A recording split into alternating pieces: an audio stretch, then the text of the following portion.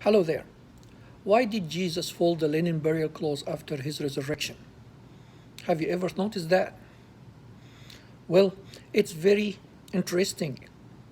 The Gospel of John, chapter 20, verse 7, tells us that the napkin which was placed over the face of Jesus was not just thrown aside like the grave cloths. The Bible takes an entire verse to tell us that the napkin was neatly folded and was placed separate from the grave cloth. Early Sunday morning, while it was still dark, Mary Magdalene came to the tomb and found that the stone has been rolled away from the entrance. She ran and found Simon Peter and the other disciple, the one whom Jesus loved. She said, "They have taken the Lord's body out of the tomb, and I don't know where they have put him." Peter and the other disciple ran. They ran to the tomb to see, and the other disciple outran Peter and got there first.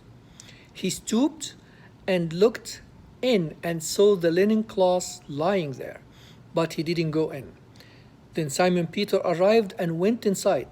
He also noticed the linen wrappings lying where it was, while the cloth that had covered Jesus' head was folded up and laying to the side.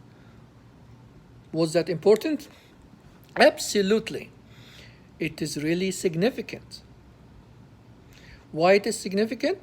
In order to understand the significance of the folded napkin, we have to understand a little bit about the Hebrew tradition of that day. The folded napkin had to do with the master and servant, and every Jewish man knows this tradition. When the servant set the dinner table for the master, he made sure that it was exactly the way the master wanted it to be.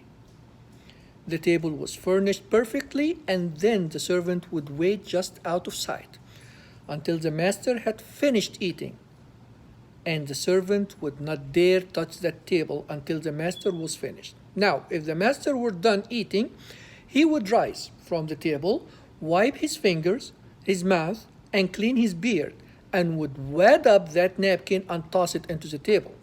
Then the servant would know that it's time to clear the table, for in these days, the wadded napkin meant, "I'm done." But if the master got up from the table and folded his napkin and laid it beside his plate, the servant would not dare to touch the table because, wait for it, the folded napkin meant, "I am coming back." Jesus is coming back.